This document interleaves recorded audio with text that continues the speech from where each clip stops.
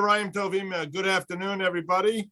I think what we'll do is we will get started here. All right.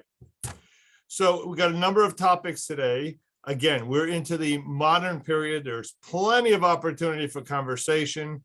Again, my suggestion is we want to give everybody a chance to speak. So your job is to Rashi, whatever it is you're going to say. Can you say it in the fewest words you can? No tangents allowed. Make your statement, but don't go off onto tangents, okay? All right. So until the 1960s, there's another. Till the 1960s, you have little public mention made in America of the Nazi killings of the 6 million Jews.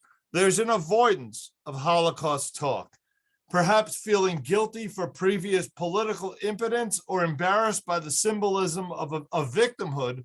American Jews kept their feelings about the Holocaust to themselves. When an attempt was made to construct a Holocaust memorial in New York in the late 1940s, leaders of major Jewish organizations reacted negatively. They viewed a public display as, quote, a perpetual memorial to the weakness and defenselessness of the Jewish people. The head of the American Jewish Committee stated at the time, we must normalize the image of the Jew. The Jew should be represented as like others rather than unlike others. But as Israel faced the threat to its existence in the time of the Six-Day War, the plight of the Soviet Jews becomes more well known. Jews begin to realize that more has to be done at that point to keep the memory of the Holocaust alive. And the result is there are books for adults and children. We've just seen the whole controversy over the book Mouse that's been out there. There are museums. There are public school curricula. There's popular movies. But need to know that even as these memorials and all this is being established in cities around America, there is a dissenting opinion that is surfacing. Some are concerned that activism related to the memory of the Holocaust would diminish Jewish interests in other Jewish areas of concern. All right. There's a fear that the Holocaust would take over the Jewish experience. The highly public establishment of the United States Holocaust Museum in the mall, just off the mall in Washington, D.C., produced the following reaction from Steve Boehm of the American Jewish Committee. Rona, you've got square number one, reading number one.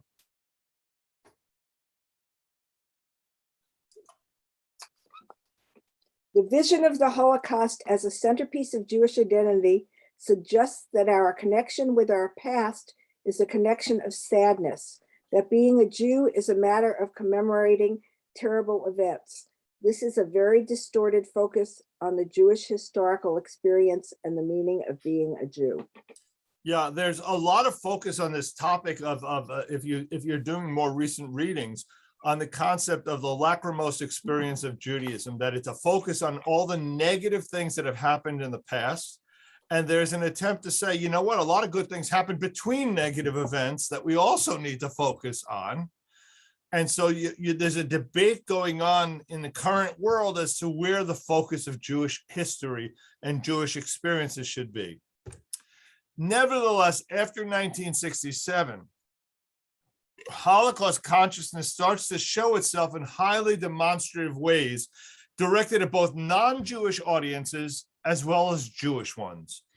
Post-67 American Jewish public culture derives a lot from its telling and its retelling of all the details of the Holocaust.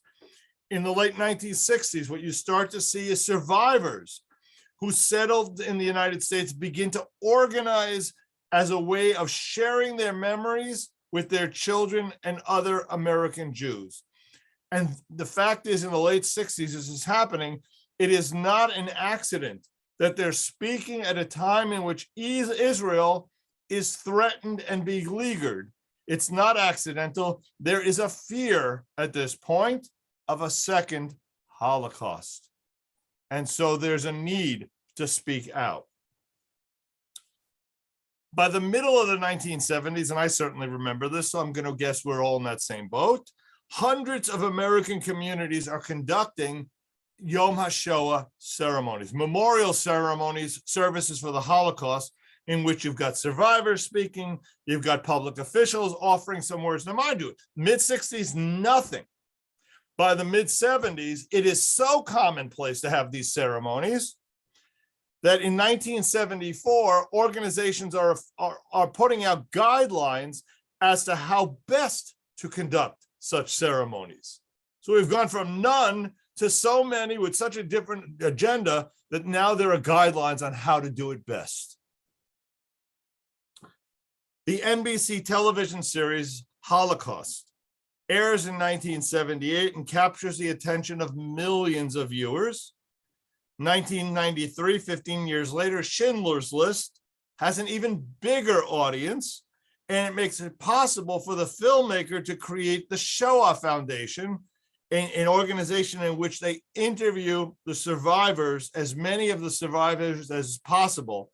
We know we're living in an era in which there are really very few survivors left, and that generation is going away. And so Spielberg has made it his mission to put together this information and to put together recordings.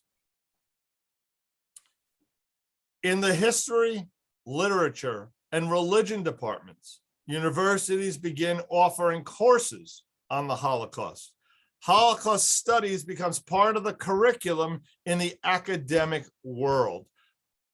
Artists, musicians, documentary filmmakers, dancers, cartoonists start to utilize the Holocaust to explore questions of good and evil in the complex ways human beings respond to trauma. Psychologists were doing the same thing. You see the Milgram experiments and all the other kinds of experiments that were conducted following the Holocaust. As a group, American Jews, remembering their ineffective impact on government policy and saving the Jews of Europe, become more politically attuned, more politically outspoken. President Reagan in 1985 announces he would visit a German war cemetery during upcoming state visit, and it touches a raw nerve amongst Holocaust survivors and the American Jewish community. Many denounce this planned visit when it's discovered that the Bitburg Cemetery contains the remains of many Nazi SS troops. The Washington Post declares, says the following: President Reagan cannot go to Bitburg. It is out of the question for the leader of the Western world to lay a wreath in a war cemetery where Nazi stormtroopers are buried. Ironically, just prior to his trip to Germany, President Reagan was scheduled to present Elie Wiesel with the Congressional Gold Medal at a trip at the White House. And at that ceremony, Wiesel publicly lectured the president on the upcoming Bitburg visit, saying, "That place, Mr. President, is not your place. Your place is with the victims of the SS." The trip did go on, but with hurried changes in plans. Before going to Bitburg, Reagan and his host, German Chancellor Kohl, first visited the Bergen-Belsen concentration camp.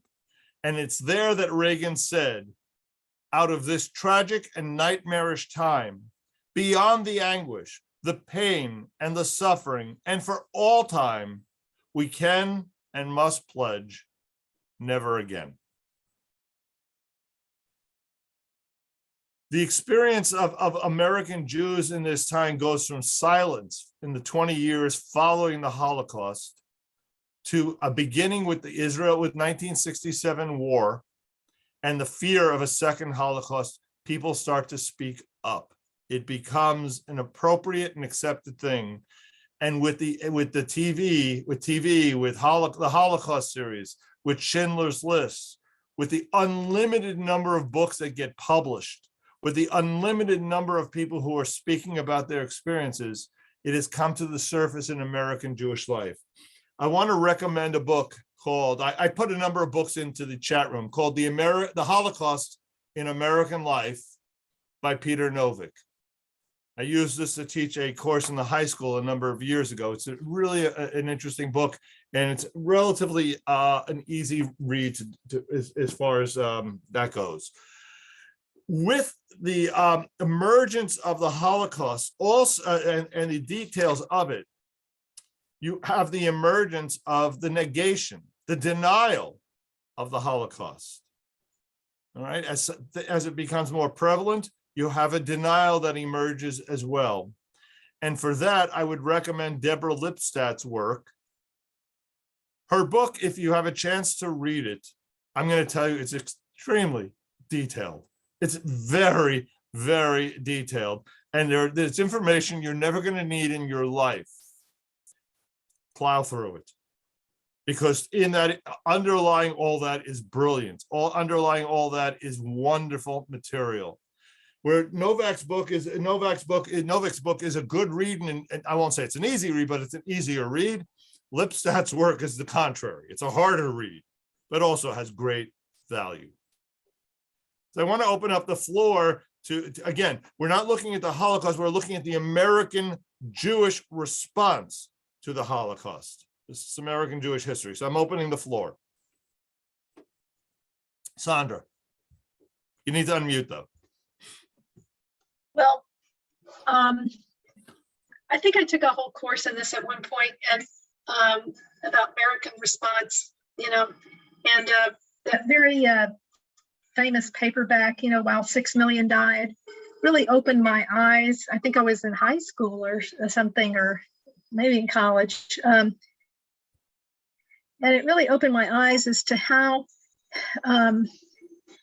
anti-Semitic the U.S. State Department was, and many other departments. Particularly the State Department, for sure. Yep.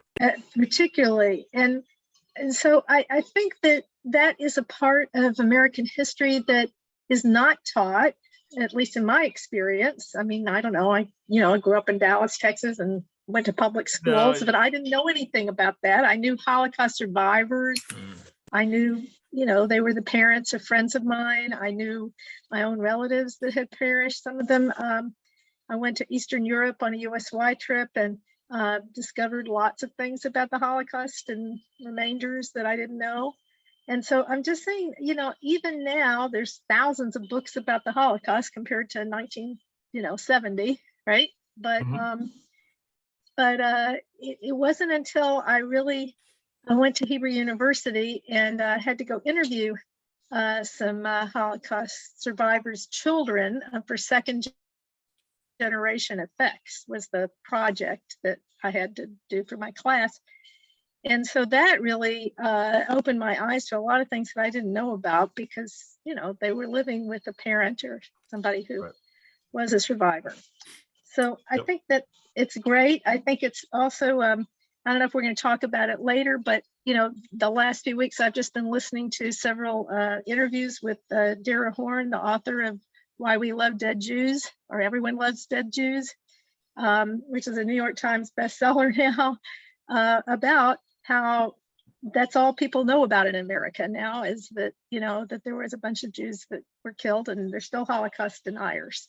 Right, for sure they're out there. And in terms of the marketing, the publicity of the fact that the State Department and other organizations were so anti-Semitic, that's going to get whitewashed over time. Look, a country or even a community does not celebrate its negative moments. There's a reason, even as Jews, there's a reason most Jews don't know about Shabbatai Tzvi. The Rabbi suppressed it. All right, because it's not a highlight in our history. Right? False messiahs are not highlighted. Along with other false messiahs, he was just famous. But I do think that if you look at the Holocaust in America and how it's taught now in public schools and how it's not, and I think Dara Horn's is a revolutionary new book about why people love, the Holocaust dead Jew story, but they don't want to look at. What is the name of the book? It's was it everyone loves dead Jews? I think it's everyone or people love dead Jews. I'm trying to remember. Anyway, by Dara Horn. She's a famous Jewish novelist and researcher. She teaches Jewish fiction. But this is her first nonfiction book, and it is setting off so many. I went to a Brandeis Institute talk, a Beth Israel in New York talk, a New York Times talk. So people ought to think about that, because she's saying that that's the only thing people want to talk about is the dead Jews and glorify them, but they don't want to talk about anti-Semitism today in America. Yeah, no, for sure. And look, there's plenty of reactions to the Holocaust on a social level in the world in general. Number one is, when we were in Israel and people would make connections between the Holocaust and Israel's, there was tremendous resentment among the Israelis when they would hear something like that. That is not the story they want told. How we want to shape it is important. What we do with it as well, you see in today's world, a lot of the Holocaust museums in today's world are turning into museums of tolerance. You see that in LA. It's right, you're on mute. How do you take the lessons of never again and not only apply them to yourselves, but to the world? What is the lesson for humanity? If we're going to be an Or LaGoyim, a light unto the nations, how do we take that which we've experienced and not project and project it elsewhere so that it happens to no one else? It's Zecher L'Tziat Mitzrayim. Remember the Exodus. Those are our experiences. Let's learn and let's teach. I think that's kind of the message of, it's not just about the Jews. You're right. It is about what do we take from that? How do we give those lives meaning?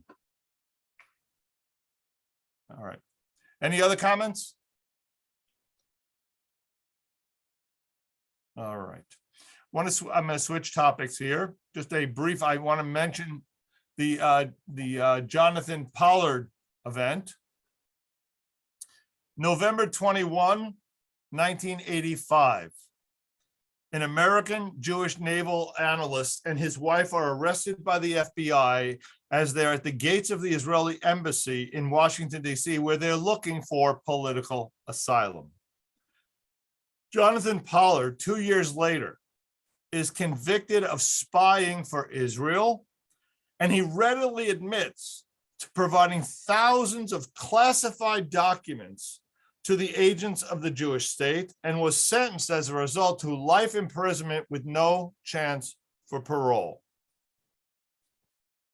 Now, while most American Jews certainly shared his enthusiasm for the state of Israel, its concern for the state of Israel, most American Jews were nonetheless aghast at that he had gone so far as to commit espionage against the United States. Some of it is self-serving.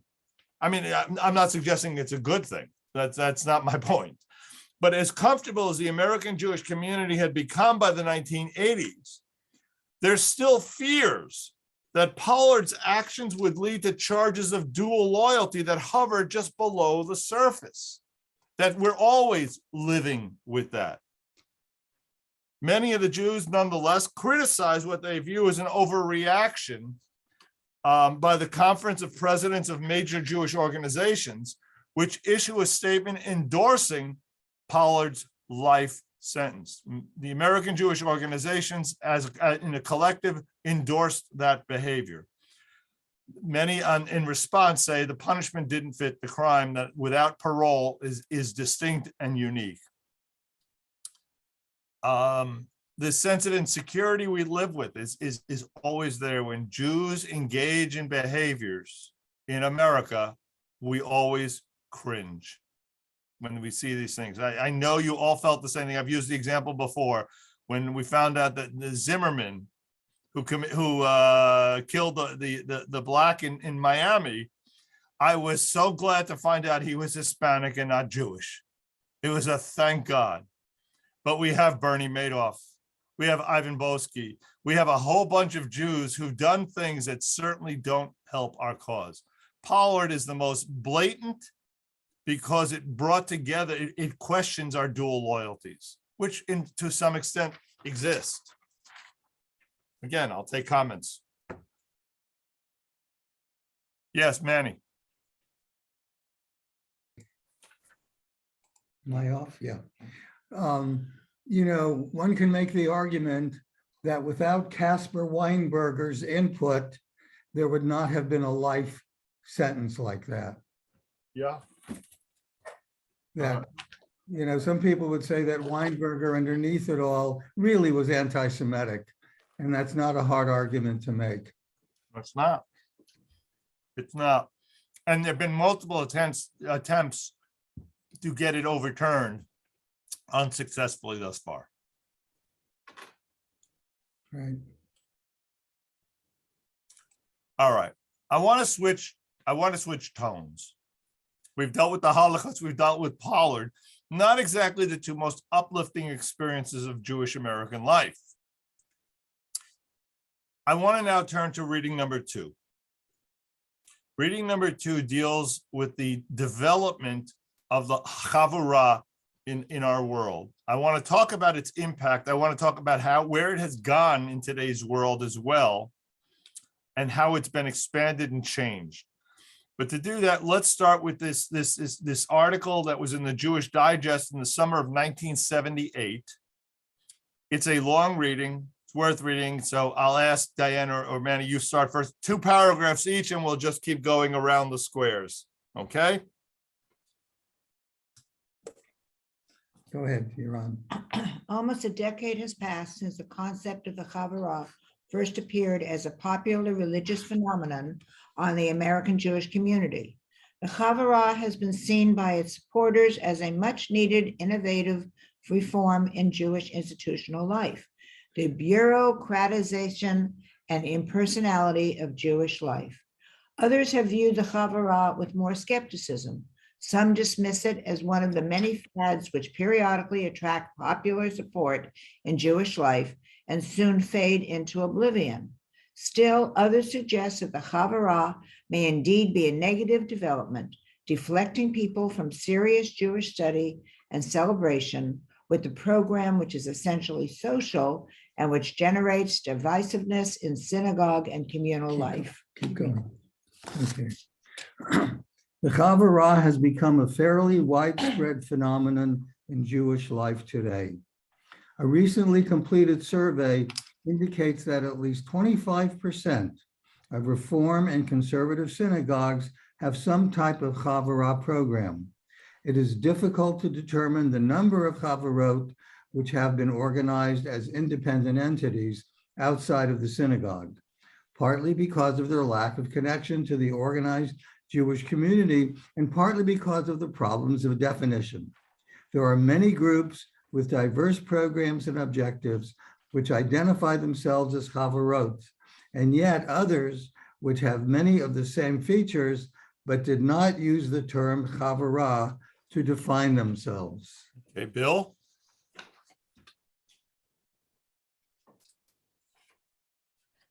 Bill, you're muted. There we go.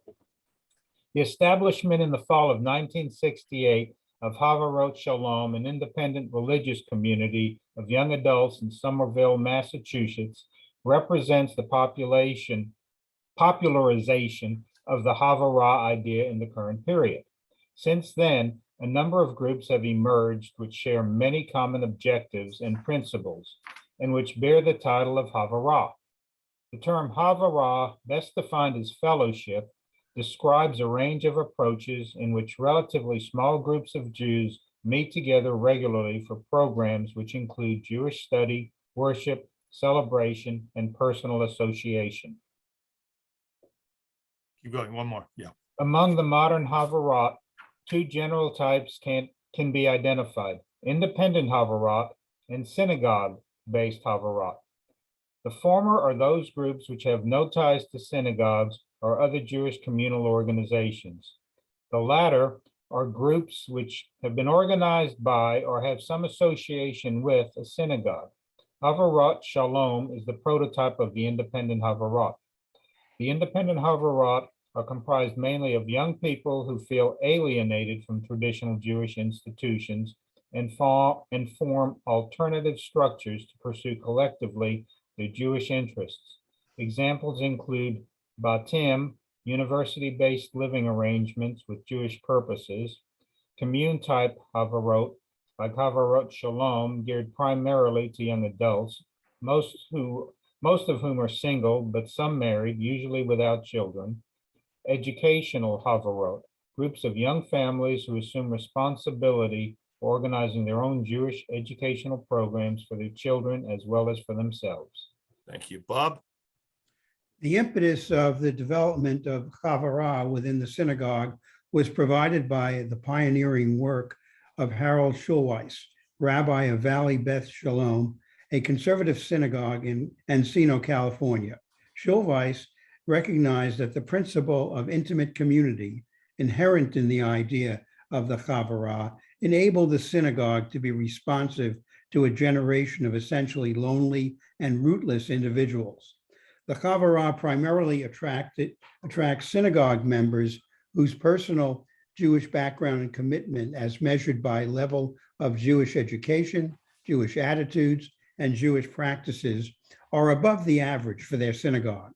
Further, the Chavurah members are either marginal in their involvement in the synagogue, nor are they primarily the newly arrived or transient members of the community.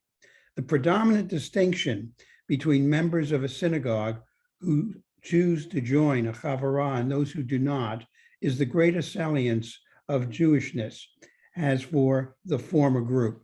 The distinction is reflected in the high priority afforded to Jewish purposes and programs in the functioning of the Chavurot.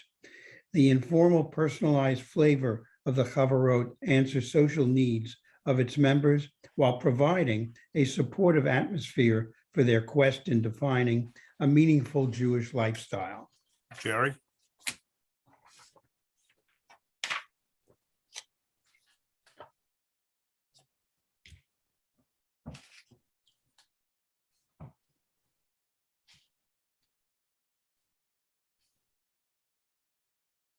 Sorry, it disappeared. There you go. The evidence emerging from studying members after 2 years of participation in the Chavurah indicates that the experience does have a positive impact on those involved. On a general level, the high rate of survival of the Chavurah suggests fulfillment of some basic needs of the members. More specifically, there is tangible evidence of positive changes in the Jewish attitudes and behaviors of the Chavurah members. To be sure, these are not major changes, nor do they apply to all participants, but the changes indicate that the Chavurah has the potential to be responsive to the interests and concerns of a significant segment of contemporary Jews. A basic feature of the Chavurah, which contributes significantly to its appeal, is its autonomy. At the same time, the absence of any formal pattern of leadership in the Chavurah may limit its effectiveness.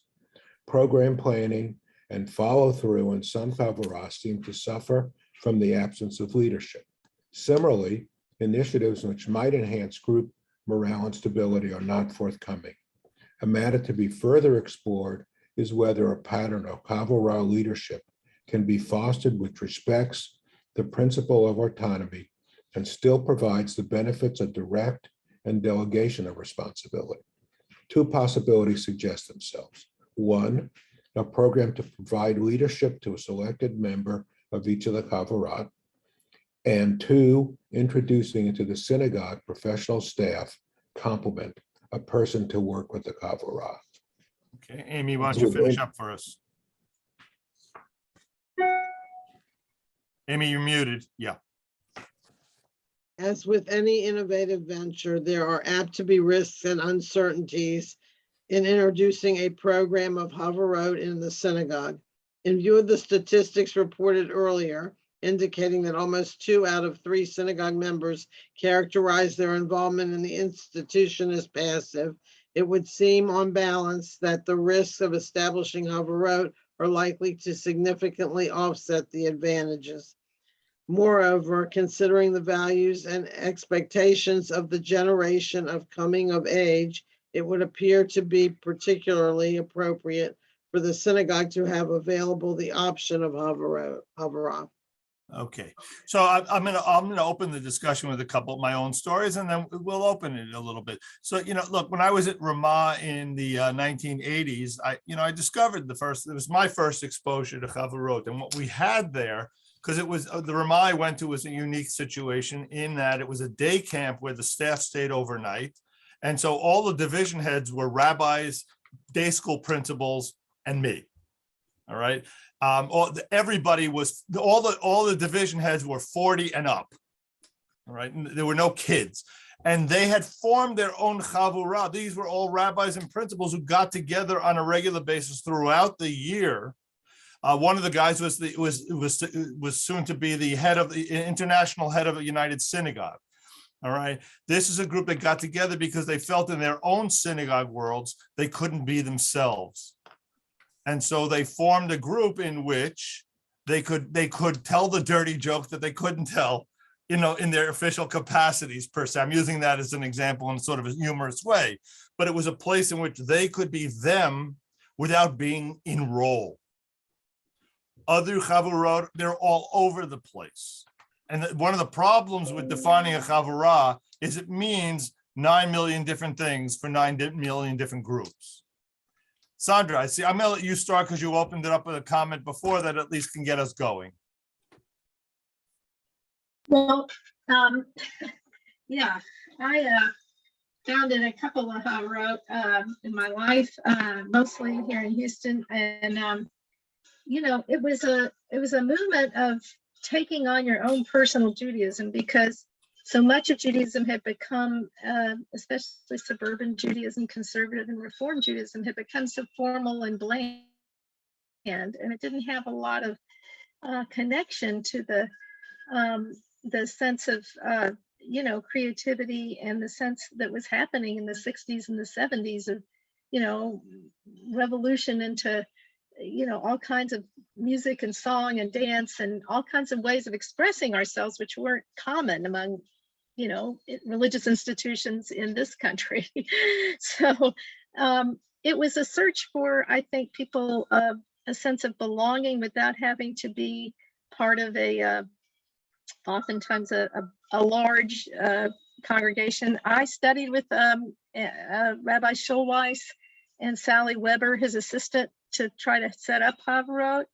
Right. I spoke in Israel at a national conference on the Havarah's extended family, because that was part of what it as we became so much more mobile, that sense of joining part of a community that was really a family, that would really celebrate with you, that would do creative things.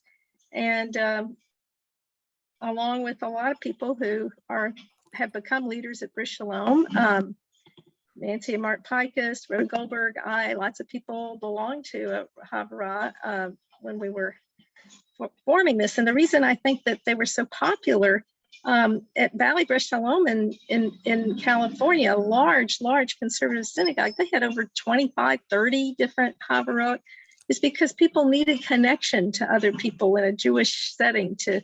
Was lonely, I think. And it did start with a lot of young people with these ideas of also making new rules, like lay people could become parts of the leadership and parts of without having to have a lot of money and a lot of power. So it's an egalitarian movement.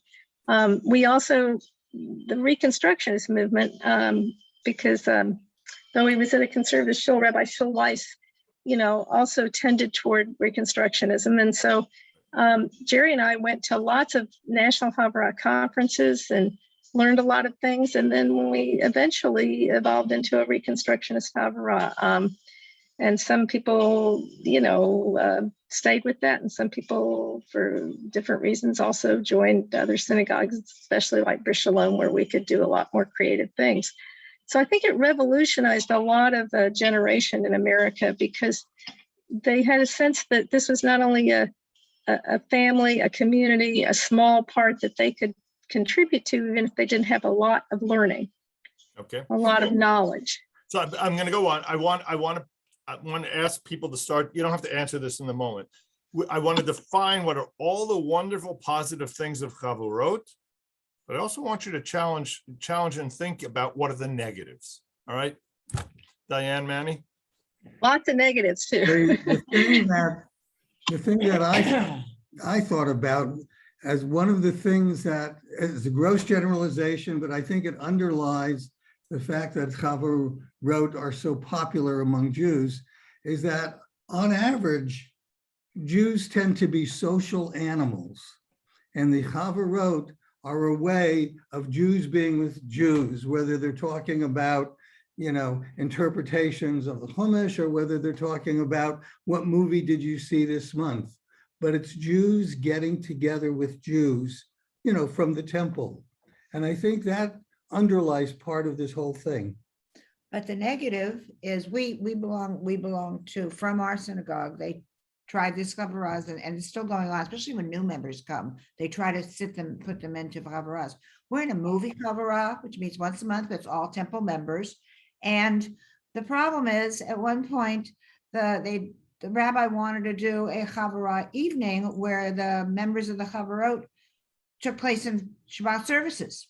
Nobody wanted to go because they weren't connected that way. Yep. Bob, I see you've unmuted, so I'm guessing you want to speak. And then Rona, you're next. Okay, I've never belonged to any Chavara. What we have done, I know in our synagogue, is look towards incorporating in the synagogue programs like improving our spirituality. Taher Libenu was one of the titles of the program. Purify our hearts, right? Yes, and we also have a lot of educational programs where I know I've been involved in giving talks on modern Jewish thinkers, Moses Mendelssohn, Avraham Heschel, etc. And there are, in any synagogue, in any congregation, you're going to have people you can market certain things to, just like what we're doing here. Some people are interested in various aspects of Jewish education or just socialization. And you really have to find the right blend for various individuals. I know when I started first reading the works of Heschel, I was just stunned by some of his insights. His whole idea of depth theology and radical amazement really resonated with me. Good. Me too. Rona. Okay, so I actually joined the Reconstructionist movement through the study groups in the Chavara and stayed with that because I felt very comfortable as a single there. Mm-hmm. Whereas in the synagogue, the main synagogue at Brit Shalom, I didn't. I felt like it was so couple oriented, and I had a spouse who wasn't interested. And now that's changed a lot for me. And then I was in a Chavara that we tried to do at Brit Shalom. The positives are that you make friends within a larger congregation. If it works, okay? It didn't work for this particular group. The interests were too varied, so that group, the one that I was assigned into, just fell apart pretty quickly. The negatives are that then the groups become closed to more people entering them. And so they kind of become I don't want to call it a clique exactly, but it is in a way. There's no room for anybody from outside. Book groups have done the same thing. They've closed themselves off to new members, and then it's limiting in that way. So that's all I'm going to say. Yep. Good. So I've gleaned a couple things from some of the comments, as well as some additional thoughts of my own that I'll share with you. Number one, I think one of the sources of the concept of a Chavara, whether or not the label on it doesn't bother me one way or another, you can call it almost anything you want. But conceptually, if you think of shuls in Europe, All right, you're talking about a shul that would serve 150, 200 people because it was a community shul. You had to be in walking distance and everybody would have a shul. The minute you get to a shul that is more than 250 members, it's no longer a small shul. And Brit Shalom is a solid, medium-sized congregation in America. I've been in 5 congregations in my career. It's the second largest of the congregations I've been with, okay? It is a significant synagogue. Now, relative to what we have around us, because Texas likes to do things big, we're small. We often see ourselves as the little engine that could, but in reality, we're a significant institution. It is hard in that kind of world to find one's place in a lot of different ways. Even, look, at this point, the rabbi and I, between us, if we stand on the bima, we could probably name between us 80% of the congregation. But I remember at Shereth Israel in Dallas, standing on the bima with Rabbi Afsar, who had been there for 25 years. I had been there for 12. And the two of us looking at each other and saying, who is that? We have no idea. It happened a lot. If we didn't know who they were, they didn't know one another. That was for sure. And so it's easy to get lost in a 600 or 500 family congregation like ours, all the more so at a Beth Yeshurun. And so there is a need that is not being fulfilled that would be fulfilled by the shtetl synagogue of Europe and or small congregations around America. That's the first thing. The second is, oftentimes it's finding groups that work together is a challenge. I know during my time here, we've started quite a few chavarot. Most of them have failed. Some have succeeded. Some have really developed unto themselves. Finding groups that work together, we're Jews. That's not always the easiest thing. Some of them are by definition can be evolving. Someone has recently called me and said to me, can we have a chavurah for those who've had a spouse who passed away? The answer is yes. It'll last a year. And then people move on to new life cycle moments.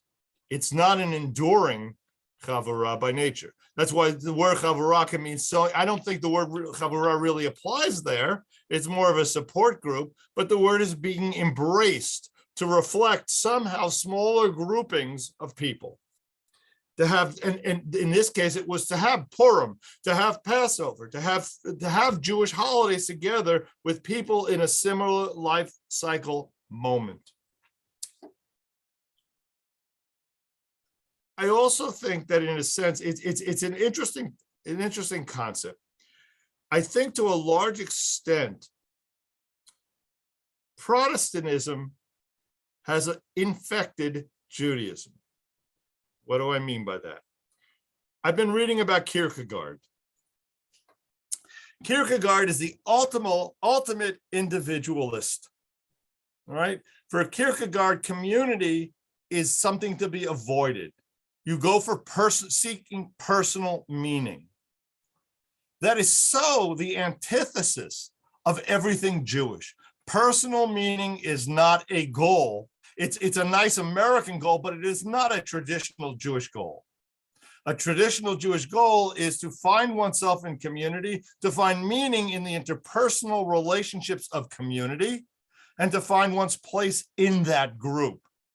Now, can you do some personal reflections? Absolutely.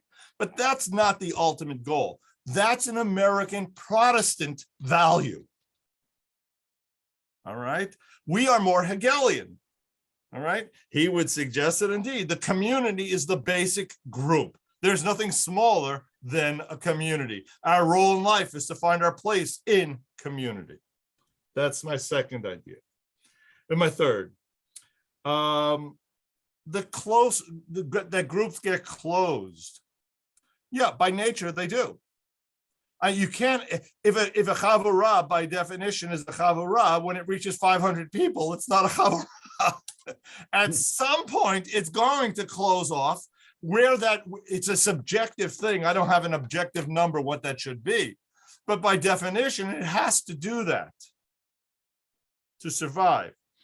You have, and you see some of this forming. I will tell you that when I worked with some of our young professionals, what I saw very clearly is those who grew up here in town together were forming their own chavurah, and by definition precluded those who were newer to the community because they didn't have shared memories.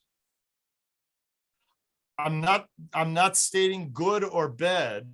I'm making an observation of what I observed, telling you something I observed. The last piece I want to put out there is what the rest of the lecture is about. And this could go on forever.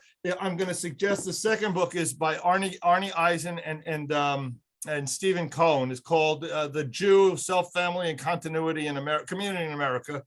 They did a survey of, they did 50 very close interviews and 1,000 mail-in interviews, and to assess where not necessarily the most involved Jews are, and not necessarily the least involved Jews, but those who are somewhat connected to the Jewish community, and what are the things they're seeing. And what they see in this postmodern world of Judaism as we have it, what they describe is what they call, it's that each person, I can't think of the word, has personal autonomy, that every person is creating their own Judaism. That everybody is, and one, we are, that the first observation is that number one, people are not necessarily running from their Judaism. That's not what they found. But that what they found, a sovereign self is the term they were using, that each of us feels the right to make a decision of what is Jewish and what isn't for ourselves, to say that this is what speaks to me, and it doesn't matter what the community feels, which is Kierkegaardian for sure. Okay, all right, and the problems with that, there's one, those who fully embrace the process are really buying in. The problem with it is, since it's so individually derived, how do you build community? And even more challenging, how do you transfer that to the next generation? Yeah, Sandra. Well, yeah, I was a student of Arnie Eisen's also, and you know, it is a sociological kind of experiment in Jewish history, but because we don't live in, like you said, 200 people community, right? We live in a community of Houston that's spread out for, 60 miles, right? Right, it's bigger than Houston's bigger than many states. Right, right. That's just for one example. But even in more, closely populated areas in New York City or in Boston or in other places, the point I think is that Judaism, I grew up at Shereth Israel, you know what that's like, right? And it was a 2,000 family congregation. Right, large, like Beth Yeshua, and conservative, right, and Southern. Anyway, so there was a look, and I'm not saying I was representative, but when I moved to Houston in 1975, there was a sense of, there was so much new ideas of, I'm not talking about just the hippies, but the idea that you could create new ways of expressing yourself spiritually. And also, Rona used to lead a lot of our, all kinds of creative arts and all kinds of things that were not looked at very well. I mean, they just weren't part of standard Judaism, conservative Judaism, at least in most places that I grew up. Okay. And so there was a sense that you could find more richness in Judaism when you could, be connected to people. And also, I did help establish some family chavarot, because people are so mobile now. You didn't grow up a lot with the same people, right? Houston is a very, it's one of the most international cities in the country now. And we had a lot of people would come and go and not have roots here. So I think that it was a combination of all those things, a combination of, the country itself becoming more into individual creativity, looking to other traditions of whether it be Hasidism, new neo-Hasidism, or chanting like the gurus did, or all kinds of other ways of connecting to Jewish life and history.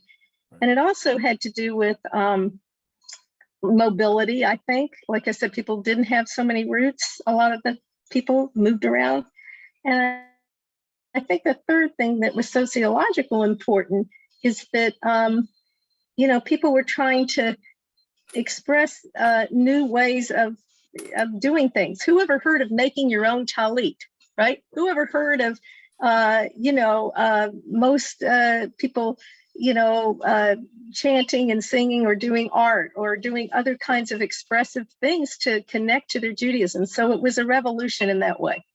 And I think Okay. if you read the Jewish Catalog by Michael Strassfeld and other people, you'll see that in the 70s, that's what was saving American Judaism, actually, Well, was that's not the formal synagogue. That's what they believe. I'm not sure I fully believe that, but that was the intent of that group. Now, let me now present to you, look, I said to you, there are some negatives that go along with this as well. So one of the problems is, Sandra, you certainly are not indicative and not representative of the general American Jew in a chavurah. Your background, your scholarship makes you unique and distinct, and therefore my comments don't apply to you as I'm about to make them, okay? Yeah, but we taught each other. That's the other thing. I understand. Some people did, but you also needed to have a lot more background. One of the problems, look, there are chavurot, the ultimate chavurah on steroids is Hadar, okay? That's where you've got scholarship sitting together in small groups who've rejected the larger communal institution, and they're scholars who understand when they make decisions, how does it fit into the Jewish history? Let's be spiritual within Jewish knowledge. That's not normal. That's not the norm. And so what you have are groups making decisions on what Judaism should look like that often, one, have no structural basis, no ability to connect to others. Everybody's doing their own thing. And three, no ability to transfer across the generations. I'm going to use a non-Jewish example that is taking it to its absurd to make the point. If I have and I use this with our teenagers this week, if I have a group of people that gets together and they've become a community unto themselves, and we decide as a group, red means go and green means stop, because that speaks to us, we can no longer fit into society. All right. There are limits to what decisions you make that still bind you into a community. And I think the Chavurot are wonderful and have been pushing for them. But one of the dangers is, without having somebody who's a real scholar in the group, where the group goes is everybody feels moved and it has no connection to anything truly Jewish. They need a Sandra in the group. Right? That's a real challenge, because many of these groups, number one, they want nothing to do with Judaism. Two, it has a danger on synagogue life. The reality is, I'm looking at, I will tell you, here's my projection on where, as somebody about to retire, okay, not in the next week, somebody about, it's on the horizon, retirement. My vision of the problem where we're going, this next generation one does not donate. As synagogues exist today, if we didn't have the 30% of members who pay dues and almost take no advantage of the synagogue except for the high holidays, synagogues would go out of business. You need that percentage of people. If everyone had full needs, we'd have to expand our staff to a point where we'd have to increase our dues. Okay, that's a reality. Second, the next generation they're not joiners. As a general rule, they don't want to be part of large institutions, and they don't donate their money.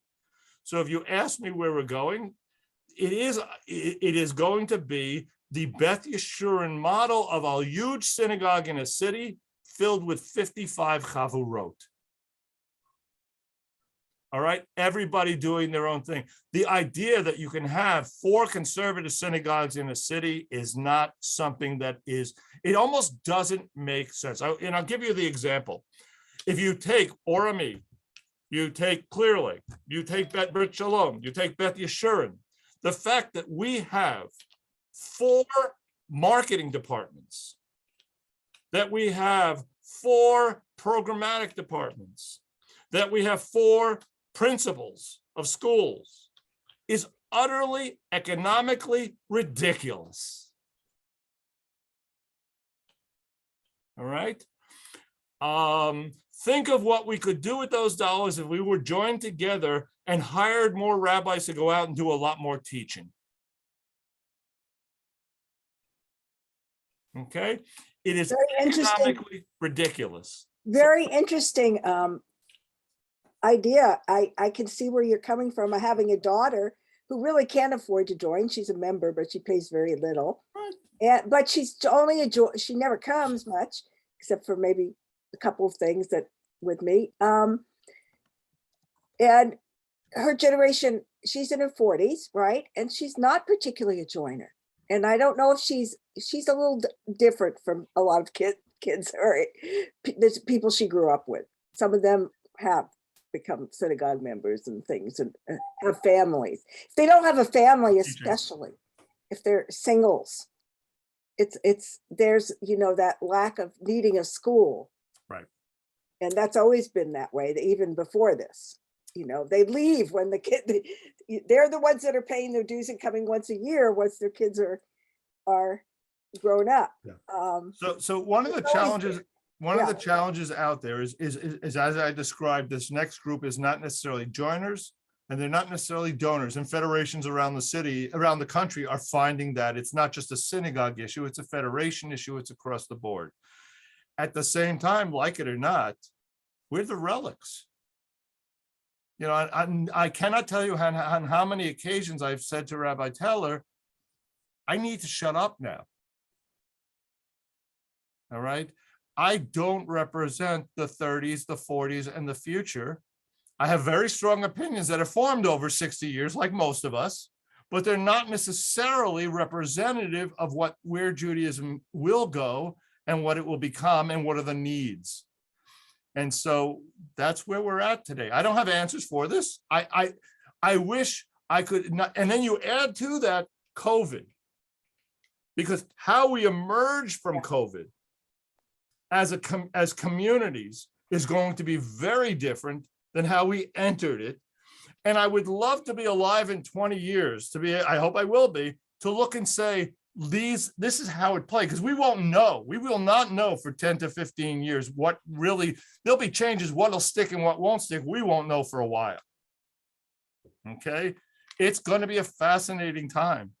We live in fascinating times. That is the American Jewish, we're into sociology now as opposed to history, but that is the American Jewish experience.